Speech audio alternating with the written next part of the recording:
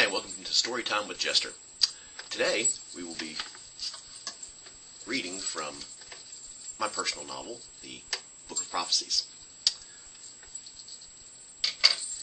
We'll be reading from chapter 64, Throne of the Gods.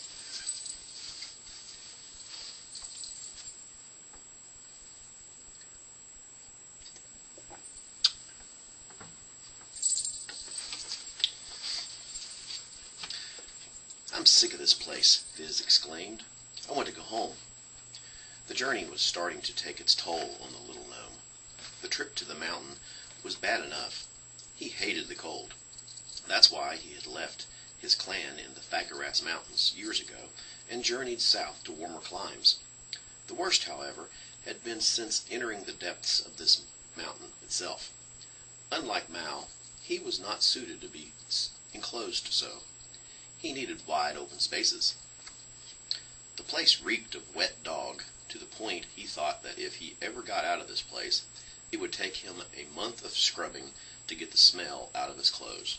And his hat, his big, beautiful, floppy wizard's hat, it was riddled with holes. Since entering the mountain, they had been ruthlessly harried by these little creatures that he could only describe as anemic midget lizard men. They were cowardly little maggots, never once entering melee with his group, always laying traps and firing arrows from a distance. So many arrows! And they seemed to have a propensity in targeting him over all the others in the group. Why? Was it his hat? Did they have some sick aggression to big hats? Maybe a grand wizard came to this mountain wearing a big floppy hat and wreaked havoc on them. So from that time on, they hate floppy hats. That must be it. Their second favorite target has been the other mages in the group. Miranda, Sigrun, and Adara were all favorites of the little freak's arrows. Oh, Adara, she fell to a black arrow. Well, the fletching was black. The arrow itself was poisoned. Thankfully for him, he had protected himself with a spell, rendering his skin as strong as stone. Those dreadful death bolts merely bounced off of him, causing no harm. Not so with his clothing, however. Oh, his big, beautiful floppy hat. "Ulrich," Fiz called out to, "tell me again why exactly we are here." "Well," Ulrich replied, "there are several. We mean to find the Throne of the Gods, and ask for the return of Pedius and Veyril. But above all, we are searching for a dagger." Fiz halted in his tracks. "A dagger?"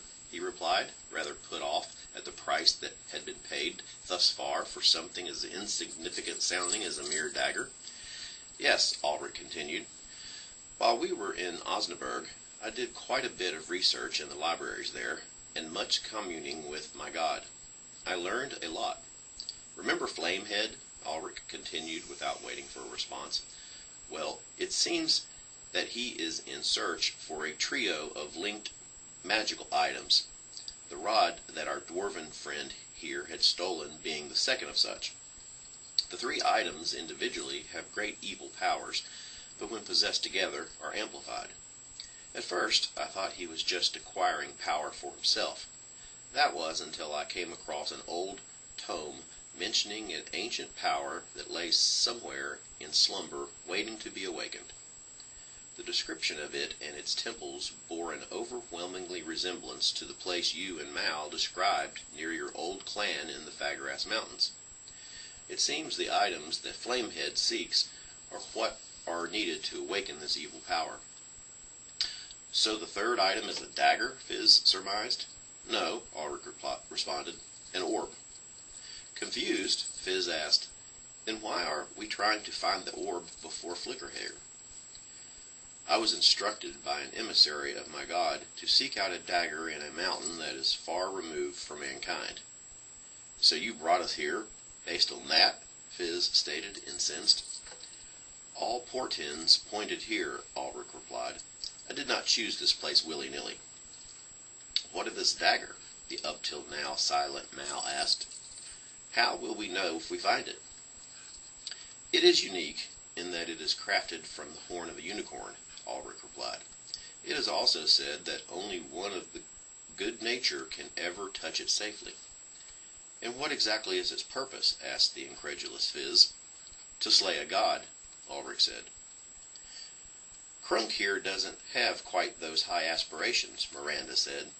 He only wants to slay a dragon. I do not believe there to be a dragon in this mountain, Fizz stated flatly. Only these accursed little creatures. I disagree, Tinker, said Yaroslav, a muscular warrior with dark hair and eyes.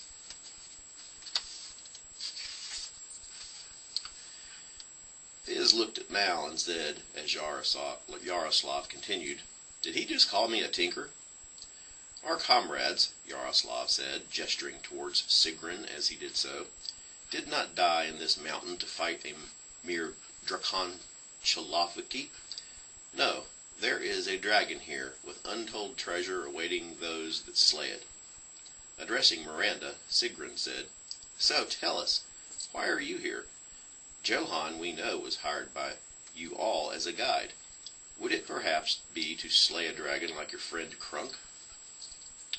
She said this with a hint of malice in her voice. She had become jealous of Miranda in the short time she knew her, mainly because she saw how Yaroslav looked at her.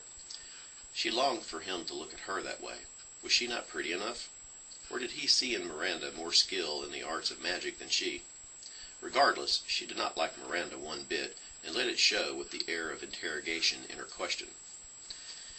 My reasons are my own, Miranda responded coldly. Should we meet up with this dragon you are so convinced resides here, I shall hold my own, she added, completely oblivious to the intonations in Sigrun's voice and the meaning of the question, thinking rather that Sigrun questioned her ability in a battle with such beast. Seemingly overlooked in the conversation was their scrawny, frail, elderly companion, Muran the Nimble. Felt left out, he spoke of his own accord. It is the treasure I seek, yes, the treasure. Why, once when I was younger, I stole into the lair of a dragon and took half his treasure whilst he was sleeping. Yes, I did. Well, I'm here to tell you, he was not too happy when he woke up. No, he wasn't. He continued his story, although no one paid any mind to anything he was saying. They had all grown tired of his fanciful stories. Even Mal, who loved telling stories, could no longer stomach the rubbish that spat forth from Muran's forked tongue since they freed him from captivity over a week ago. They weren't quite sure of his profession, or even if he had any based on the past week. They allowed him to stay with them, if for no other reason than to appease their consciences.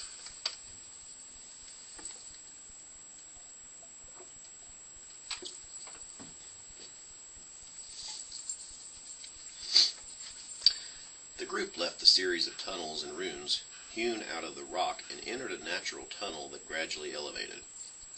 As they advanced only to a distance of about 50 feet, steps that seemed to have been hewn into the natural floor rose another 50 feet, widening at the crest and opening onto a ledge some 20 feet wide that circled around to the left and overlooked a vast cavern nearly 70 feet below.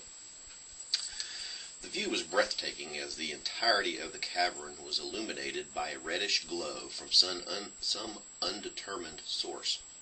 Covering the whole cavern floor, which must have been at least 200 feet in diameter had it been circular, was treasure. An enormous carpet of coins of all sorts glittered and gleamed a reflective red, giving the impression that they were scales of a dragon. Piled everywhere were mounds of these coins at various heights, with other types of treasure scattered and heaped among them. Full suits of individual pieces of armor and weapons of all sorts lay everywhere, the remnants of past intruders. Work of art and vessels of silver, gold, and platinum jutted up out of the sea of coins. Gems that sparkled with the brilliance of suns were sprinkled throughout, like thousands of torches alight across the surface of Mars. Miranda pulled out a glass prism and began peering through it, first at the cavern floor, then to the wall on her left. Ulrich retrieved a piece of lodestone from a pouch and began casting a spell, while the others fanned out on the ledge, readying weapons and preparing spells. Mal and Muran proceeded ahead of the rest, along the ledge which finally led down to the cavern floor at the far left. Miranda paused a quarter of the way along the ledge, appearing to have noticed something through her gem. Ulrich, after concentrating on the image of the dagger he had seen while scrying it back in Osnaburg, stopped and pointed in a direction on the cavern floor. "Mal," he said, "look for that dagger along that line." He motioned with his hand. Mal and Muran were first to reach the cavern floor, the others not too anxious to descend from off their perch despite the wealth of treasure that lay before them. Mal found walking over all the coins difficult, as they shifted with each step, causing him to tax his dexterity greatly. Finally, off in the distance, some 50 feet away on the line Ulrich pointed, Mal saw what looked like a horn jutting up out of the coinage. As Mal made towards it, Muran began another of his tales. "Oh, I am getting confused in my old age," he began. "I am always getting things mixed up." Miranda paused in a niche and reached out with a hand to feel the wall. Continuing to peer through the gem, she found the catch and opened the secret door. Taking a glance back, she stepped through the door into what lay beyond. Mal reached the object he thought to be the horn. Would someone shut up this raving lunatic, he thought to himself as the words of Muran's ranting reverberated in his skull. "Yes," Muran was saying, "it wasn't a sleeping dragon I stole the huge treasure from." As Mal reached down to pluck what was indeed a unicorn horn out of the mass of coins, something long and scaly slithered under him between his legs. Up on the ledge, Fizz let out a gasp and uttered 3 words in disbelief and horror. "Oh my God!" It was the dwarves of this mountain who now rest in eternal sleep, whose treasure I now have. With the utterance of those last words, Muran's transformation was complete. Mal snatched the horn from the coins as he was lifted up by what was the tail of a gargantuan red dragon. The tail whipped around, Mal holding on for dear life, and swept across the ledge, slamming into all those present. Ulrich was propelled through the secret entrance, Fizz up against the cavern wall. The others were knocked prone and stunned, except for Krunk, who was able to dodge the tail sweep at the last second by diving over the ledge. He tumbled down the 70-foot slope to the cavern floor, where he landed in the sea of coins. Fizz, still protected by his spell, was not stunned by the attack, nor received any damage. Unfortunately for him, however, unlike those laying on the ledge, he stared straight into what was to be their fiery death as the ancient dragon unleashed its dragon breath upon all on the ledge. When the roaring flames subsided, what looked like many campfires lay across the ledge. Mal jumped off the dragon's tail, which lay motionless near the cavern entrance during the inferno. He raced over to the blackened Fizz and grabbed his smoldering body, dragging it into the secret entrance, while the dragon turned its attention to the one whose sole purpose was to slay it. Krunk rose to his feet and girded his loins, standing defiantly alone against the beast he came to destroy.